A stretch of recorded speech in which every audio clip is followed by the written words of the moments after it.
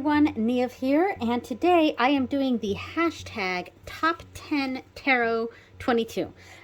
So I just did the tarot tag for the Standout Decks 2022, and I was going to combine these two tags into one because they are so similar, but I changed my mind and decided to do them as two separate things. So the Standout Decks is basically the 10 decks from 2022 that made an impact on me, and that is a video I just did.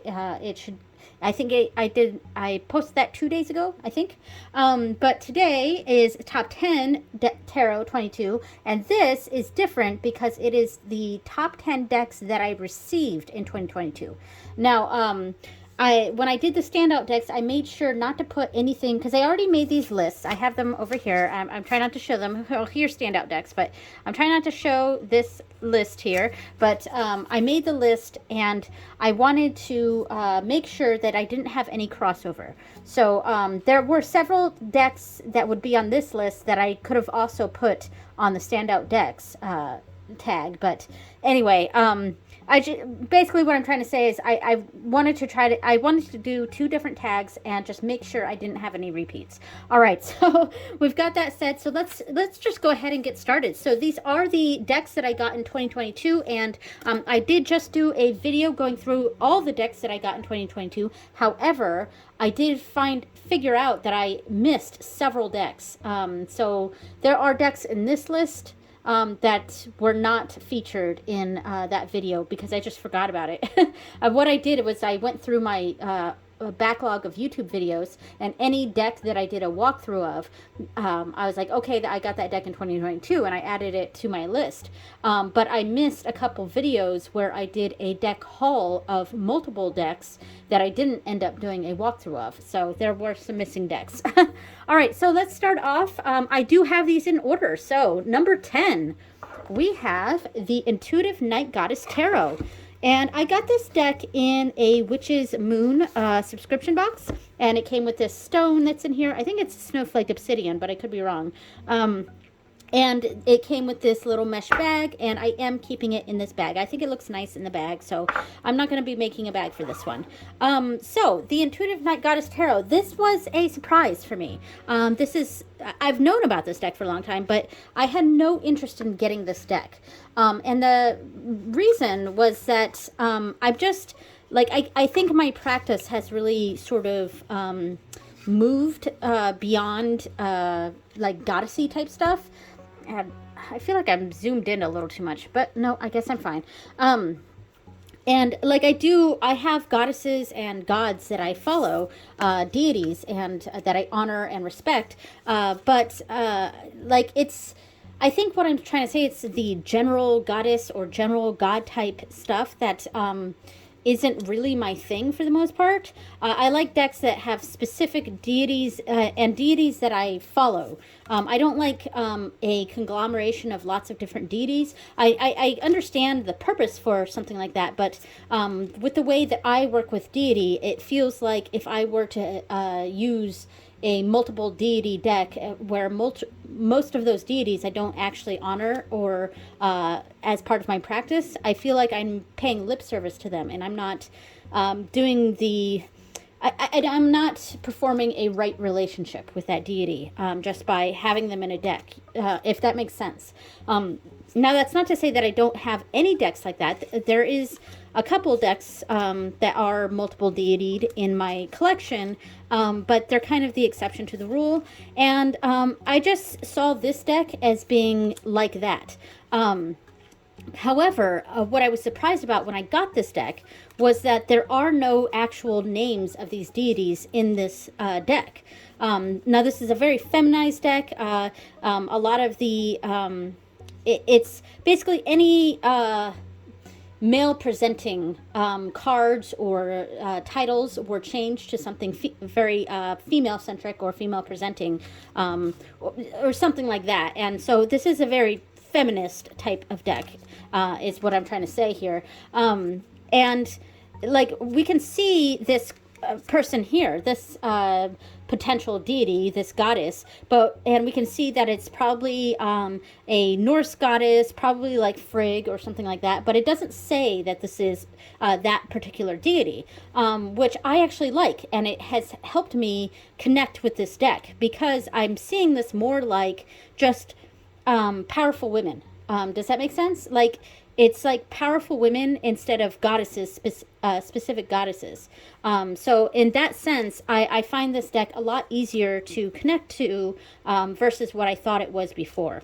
And yeah, I mean, it's a really nice reader. A lot of the pips are pips, but it doesn't really bother me. They're done very well. I love the speckled background. So yeah, in general, I've found that I really this was a surprise for me. And so it is number 10 on the decks that I got in 2022. All right, so that is the Intuitive Night Goddess Tarot. Next up, we have the Transient Light Tarot. Yeah, I really like this deck a lot, and I love the bag that I made for it. It matches so well. Yeah, I really enjoy the matching I was able to achieve here, and the embroidery here. I've mentioned this like a gajillion times, but the embroidery is I found this and it matched the what is the Queen of Cups very, very well, because it has a heart and a key in it, and so yeah, I was very lucky to find this embroidery. It just matched really, really well. All right, so yeah, so this deck is really neat. It is another deck that sort of plays with gender a little bit. So it kind of whereas the previous deck feminized everything and made everything very feminine, and yeah, this deck sort of takes all gender out. It's like genderless almost. And the keepers are the queens, and which I have mentioned before is a little confusing because the keepers in the Forest of Enchantment Tarot are the kings. So this is a slight critique, and it may just be a me thing, but I really prefer if they keep the same names on, like, if they don't change the names too much when it's like renaming suits and major arcana cards, etc. So yeah, I mean, I just personally prefer if this names stay the same. I understand why decks will change the names of things sometimes. Like with the previous deck, everything was being feminized, so that sort of made sense. And with this deck, they're taking away all gender, so that makes sense too. It's just when you have a lot of decks, it can get confusing sometimes, trying to figure out what each card means, or which one it's relating to, especially when you have a situation like the keepers being the queens in this deck, whereas it's the kings in a different deck. So sometimes that can be really confusing. And here is the card that matches. So yeah, I think that's turned out really cool. All right, so that is the Transient Light Tarot, and this is my number 9 deck. So my number 8 deck is the Relative Tarot. All right, so I went with obviously like a family tree sort of image here for the bag. Now this is the mass market version, not the independent version. I unfortunately missed out on that, and the special oracle deck that came with the independent version. So, which is a big bummer because I really, really liked that oracle deck. But if it ever becomes available and the price is fairly reasonable, I will definitely pick that up. So the edging on this is gold. I don't really like the edging so much. I think I'm really considering trimming this deck down, just to help a little, like, one, to get rid of the gold edging, and two, just to make the deck a little bit more manageable for me and my tiny hands. But this has been a really good deck, and I really just use this for ancestor stuff. So one of the things that one of the reasons I do ancestor work is, well, I'm a genealogist, and so I'm very much into things like ancestors and, yeah, I mean, yeah, so it's that kind of thing. It's just right up my alley, and it encompasses many different aspects of my life, not just spirituality, but one of my passions and hobbies and things I like to do. So solving family tree mysteries, things like that. Yeah. So, and this deck is just works fantastically for that. Now the this deck is. It works off of what these numbers here are on the bottom is like life path numbers, because this deck has a lot to do with like life path things. But honestly, I don't really follow that. And in fact, the book for this deck doesn't give the meanings of the cards at all, which I don't really need that because I'm an experienced tarot reader, but it would be nice to know what the images are, because these are fairly famous images of, you know, throughout time, and I'd like to know a little bit about the actual image itself. So that's what I wish was different about this deck. And I don't really use the life number stuff, honestly. But it is there if sometime in the future I am interested in delving into that. So yeah, that is the Relative Tarot, and that is my number 8 deck. All right, number 7, we have the Wise Dog Tarot.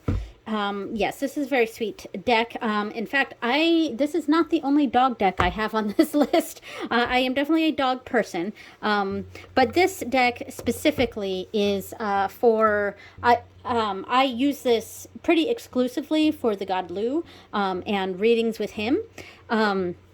And I have yet to formally dedicate this to him, but that is the plan. And in fact, I think I'm going to do that on Lunasa this year.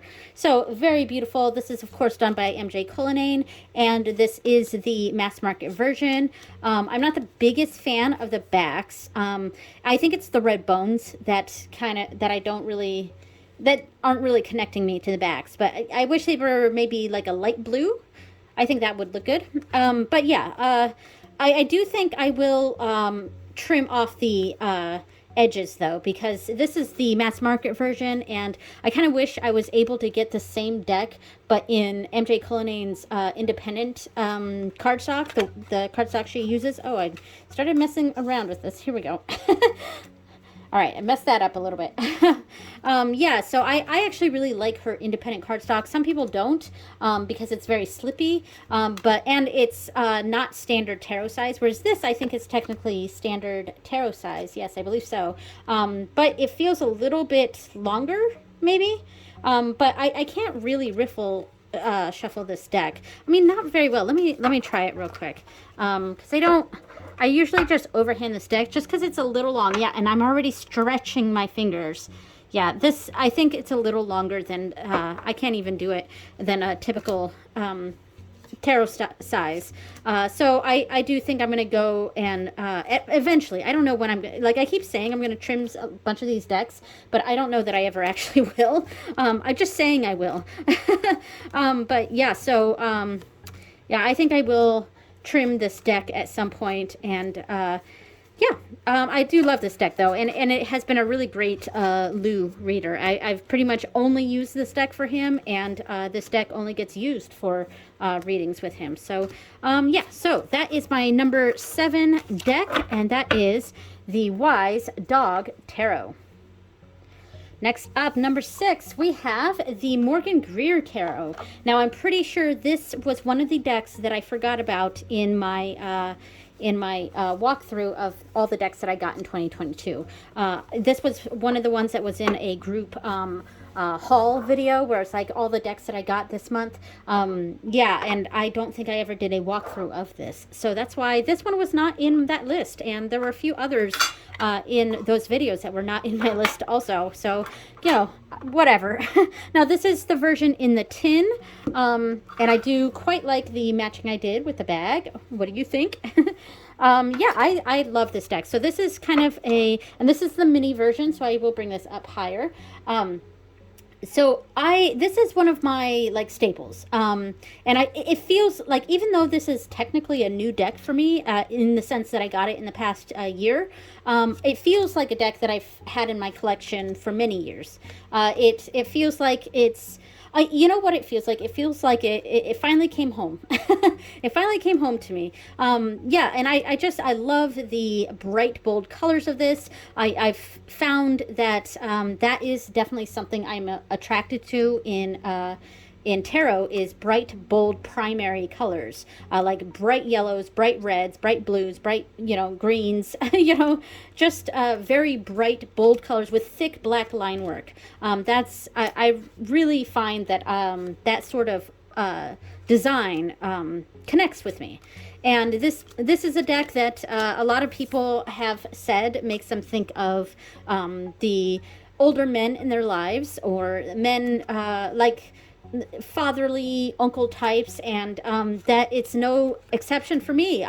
This is like, especially all the mustached men in this deck really make me think of men of a certain era, and yeah, so it kind of gives me that fatherly vibe. It makes me think of my dad. It makes me think of like my uncles, and pictures of them when they were young, and all the mustaches, and that whole thing.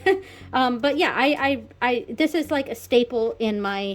It's a excellent everyday reader, and it definitely earned its place on my list this year. So that is my number 6, right? Number 6 deck, and that is the Morgan Greer Tarot. All right, number 5, we have the Art of Adventure Tarot. I'm so pleased with this deck. I've had my eye on it for a very long time. Finally, bit the bullet and got the deck, and I could not be more pleased with it. I love this deck. Yes, so, and I also really enjoy the bag that I made for it. I won't talk too much about it. I have talked about these bags in a gajillion videos, so we'll leave that alone. But yeah, so this is a deck that, on first glance, it's something where I think, it doesn't take itself too seriously, because it's very obscure and silly imagery, and like arms being chopped off and limbs being all twisted around and weird looking, and it's very strange and creepy. Creepy isn't quite the right word. It's just strange. And when I look at these, initially I was thinking, this would just be a fun deck to have. It's cool, it's fun, it's quirky. Quirky is the word I would think I was looking for. And there's not going to be much depth to it. It's just going to be a fun, quirky deck in my collection. But like, I actually like a lot of the symbolism of the quirkiness here. Like in certain ways, with the limbs being chopped off in certain areas, that makes sense. Or this snake being wrapped around this magician here, we could read into that. And this other vine wrapping around, and it's like this magician, even though he's bound up and he's stuck in this position, he has everything he needs. So, I mean, that's one way I could read into that. And I just find that there's, even though this seems like it's supposed to be a very silly deck, well, I don't know if quirky. Yeah, we'll go back to quirky. It's a very quirky deck, and it seems like it doesn't take itself too seriously. There's actually quite a bit of depth to this, and I'm very happy with this, and I've loved pretty much every reading I've gotten from this, and it's a really good everyday reader. It's not quite as practical as, say, my So Below deck, where that one is a very much rooted in the everyday sort of thing. This is sort of this weird, I don't know if it's fantasy, but this weird sort of realm here with these strange beings. So it's not quite in reality, but it's still like, I think it's also the colors just make it a very good everyday reader in my mind. Yeah, so I mean, here's a silly one here. So that is my number 5 deck, and that is the Art of Adventure Tarot. All right, my number 4 deck is the other dog deck on this list, and this is the Barcana Tarot. And I just wanted to pull this out real quick and just show the bag matching with the Wise Dog Tarot, because I went with the same sort of theme. Let me take this one out here. I went with the same sort of fabric right here, like this stripy fabric that has like dog bones and things like that on there, except this one is purple and slightly more, I guess, on the feminine side, whereas this one is you know, less so. But I mean, I was trying to make these kind of match a little bit, even though I'm not using this deck for Lou. This is a deck I'm using just for Lou. This is more of a everyday sort of reader. But I wanted to make them match a little bit, and I think I did a pretty good job. All right, so this one, and the embroidery here, the middle dog here looks like my dog, so I wanted to make sure this dog was right in the center. So this deck is a very limited edition deck. I do think that this deck is still available as of the making of this video, but once all the decks are sold, they are not doing another printing. So, and right on the top here is the card that makes me think of my puppy. All right. Yes, this is a very, very cute deck. And that's what I'll say about it. It's an RWS clone. So there's, you know, you don't really need a guidebook or anything for this. It's typical tarot meanings, RWS, and it does very much fit that aesthetic there, but it's, you know, replacing it with dogs. And these, I do believe the dogs presented here are the original backers of this deck. Yeah, and then this deck was created as sort of a like a charity sort of thing, because a lot of the profits go to a dog organization or a animal organization of some type. I'm sorry, I don't have better information for you right now.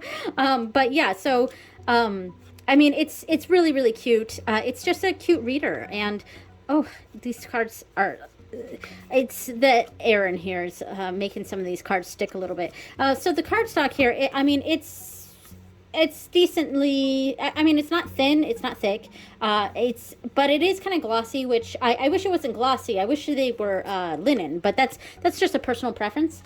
Yeah, but it shuffles fine. I don't really have a problem with this deck shuffling. Yeah, this is pretty typical standard tarot size, I think. Yeah, I mean, look at this cute devil.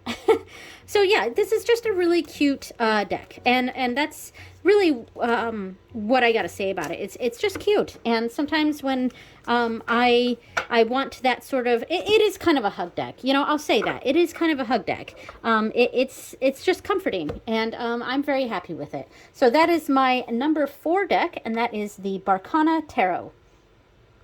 All right, we're down to the final 3 here, and I do actually have an honorable mention, so technically 4. All right, so number 3 is the Cosmic Slumber Tarot, and I did actually finally take these cards out of the giant box that it comes in, that ridiculous Liminal 11 box. So they are quite loose now in the bag, but that's okay. Yeah, I was just getting really tired of that giant box that, you know, multiple parts that you got to pull out, this one, and it was just ridiculous. And I was using this deck all of last week for my nightly readings, and by day 3, I had just was like, you know what, I am just going to take this deck out of that box and just put it in the bag. So it is a little looser now in the bag, but that's okay. So I love this deck. I've talked about it a gajillion times on this channel. Yeah, it's very sweet, and it's you know, I've mentioned how it makes me think of my oldest child, and her favorite colors are orange, and her favorite color is orange, and so this has a lot of that, and it's got characters in here that are you know, it kind of gender fluid, I guess, maybe. I don't know what the correct term is, but all the characters in here feel like they could be any gender. And here's the inspiration for the bag. I absolutely love the bag. It's one of my favorite bags that I've made for decks. Yeah, I think I did such a good job picking out the colors there. And the embroidery, I love the planet. So yeah, I just like this deck. It's I connect to it very well. I mean, right now I don't have a specific purpose for it. I really just use it for, it's kind of an everyday reader, honestly. But it's a kind of, I'm not sure what I was saying. I just had to pause the video to deal with something, but I forgot what I was saying, but anyway, yeah, this is just, it's a good solid everyday reader, but I feel like there's, I could get deeper messages from this. It could be like a meditation type deck or something along those lines. And like I said, because it does make me think of my oldest kid, I would use this for readings pertaining to her, you know, stuff like that.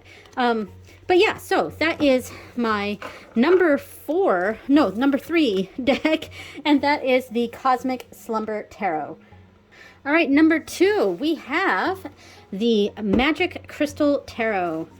All right, or Moon Crystal Tarot. I don't know why I said magic. Moon Crystal Tarot, of course. This is my Sailor Moon deck. I love it so much. I mean, love it. I like the kid in me is just, you know, going gaga over this deck. And yeah, this is just, and this deck it's just a very grown-up version of, like, it's a Sailor Moon deck, but like for grown-ups, if that makes sense. Like, it's not adult or anything. It's just it's done in a very it just, I don't know. I'm trying to figure out what I'm thinking of here. And I mean, check out the cool edging is like this holographic. It does scuff a little bit. Like, I'm not sure if you can see in the camera here, but it does. After all the use I've put this through, there is some scuffing and stuff, but it's okay. It doesn't bother me. This is a beautiful, beautiful deck, and the art is just stunning. It looks like it's like an oil painting, and that's what initially drew me into into this deck, but once I got it and looked closely, I think this is digitally done. So it's digital artwork, but it does kind of look like oil paintings. And I think that's kind of what I mean when I say it's a Sailor Moon deck for grown-ups. It's just the way the art is done is very yeah, kind of grown up. Yeah, and I think this deck is really great for love readings. Yeah, I've used it for that throughout the year, and yeah. I think it just does very well with that. I will say that I wish that the PDF that came with this went into who the characters are. I mean, I know these are Usagi's parents, of course, but like some of these characters, I don't actually know who they are. I am a big Sailor Moon fan, but you know, I don't know everyone. That's Sailor Saturn, of course, but like, I'm not sure who this is. Yeah, but like, if I just wish the PDF had said like who the characters are on each card. But I feel like the reason that it didn't do that is because this deck probably does not have the proper licensing, and because of that, I mean, that's why it's called the Moon Crystal Tarot, and it doesn't say anywhere on here that it has anything to do with Sailor Moon, even though that's very obvious that it's a Sailor Moon deck. But I'm guessing that to get around that, they didn't say who each character is in the PDF. That's my guess anyway. I don't know for sure, but it would have been nice to have something like that that went into why certain characters were chosen for certain cards. But anyway, I love this deck, and it kind of makes me giddy every time I pull it out. It's just it's fun. I'm really into it. It just makes me happy. So and this is definitely my number 2 deck of the year for new decks that I brought in. I love it. All right, so that is my number 2 deck, and that is the Moon Crystal Tarot. Okay, so we're at the honorable mention, and this deck is the honorable mention. It would have been in the top 10 itself, maybe number 1, but because I got it at the very end of the year, it's just a little too soon for me to place it in the top 10. So, but I had to mention it, and that is, of course, the Star Trek Tarot. And this is not the version that you can get on Amazon. It's not the mass market version by Insight Editions. This is the independent original series. Yeah, the independent original series Star Trek, and I did a whole walkthrough of this. Go check it out on my channel. This was done with such care. and attention to detail. And the creator of this deck, Mark Adam Baum, clearly knows a lot about Star Trek, clearly knows a lot about tarot, and I mean, so much thought and care went into these decks, or into this deck. And and what I love about this too is that it's not a pip deck. We get a full scenic minors, unlike that Insight Editions, the TNG version. There, whereas the one on Amazon was a total cash grab, and the person who created that didn't really put much time or effort into it, and probably under a really strict deadline there. But whereas this one was, there was a lot of love put into this, and it really, really shows. So each card is an episode from the original series, which is why the minors are scenic. Like this one, this is the Five of Rods, and it gives a keyword plus inverse keyword here that's faded out. And this is from the episode The Savage Curtain. It's episode number 77. This is the star date. I can't remember what this number down here means. And there's some like astrological symbols up here. Sorry about my throat. But yeah, I'm super impressed with this deck. And I have had some really great readings with it already. I used it for about 2 weeks as my nightly reader. And I also used it recently for my new moon reading on Morrigan, and I thought it worked great. I kind of loved it.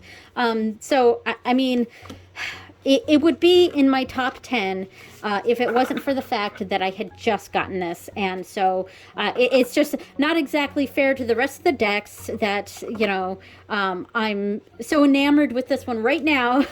But I needed to mention this. So this is the honorable mention. So that is the Star Trek Tarot.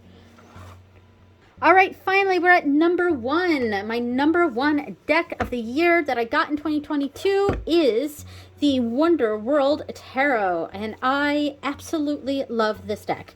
It has quickly become one of my favorites. In fact, because my favorite deck is the Anna Kay Tarot, and then my second favorite is the So Below. I don't think I would be getting ahead of myself to say that this is possibly number 3. I mean, I could potentially put this one there, but like I said, I want to spend some more time with that one before I start placing it in my, where I would place it in my top 10. This is a fantastic deck. I'm so happy with it. The cardstock is it's very bendy. It's not too thick, not too thin, but it's very, very flexible and bendy. I can shuffle this really, really well. The cards themselves are that like rose petal finish, which a lot of people have said is difficult to shuffle, but I have found this to be basically a dream to shuffle. I have had some issues sliding it this way, which is how I read. I shuffle over, I do riffle shuffling for a while, and then I overhand a little bit, and then I start spreading the deck to pick my cards like that.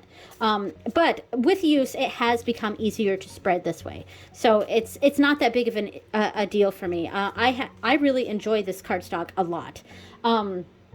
The art in this is just fantastic. There are so many Alice in Wonderland decks out there, and I really wanted one because I'm not like a mega Alice in Wonderland fan or anything, but I feel like the world of Alice lends itself very well to that pagan, witchy, occult community, if that makes sense, that tarot community sort of feeling. There's just a lot of magic and I guess maybe whimsy, and a lot of the this world that Alice, a lot of Wonderland feels like the land of the Fae to me, and I think that's part of it. That why it appeals so much to the pagan witchy community is it just if the Wonderland world feels like a topsy-turvy land of the Fae, land of the good people, and especially the mischievous kind of characters and things like that. So I think this is just. Alice in Wonderland it feels very pagan to me. It feels very witchy, feels very tarot, occult, whatever sub, community you want to put to that. But I just think Alice in Wonderland fits so well with this. And I have been, I'm so glad that I got the Alice in Wonderland tea leaf reading cup that I got during Christmas, because I have used that with this as well. Yeah, and here's the bag that I made for it, and I love it. I didn't put an embroidery on it because I just liked this fabric, and I thought it sort of spoke for itself. There wasn't really a need to add an embroidery on here, I don't think. But like the inside fabric is this, all the suits, which I really, really like. I love this. I think it's fantastic. And I'm going to use the same inside fabric to make a bag for the tea leaf reading cards that came with the Alice cup. But yeah, so of all the Alice decks out there, this was the one that drew me in the most. And I think it's the artwork. This whimsical, kind of sort of makes me think of Nickelodeon type shows. Something about that really drew me in. And I'm just a big fan of this kind of artwork. And yeah, this is definitely one of my favorite decks. So that is my final deck, my number one deck that I brought into my collection in 2022. All right, so that is it. Thank you so much for watching, everyone, and I will see you next time. Bye.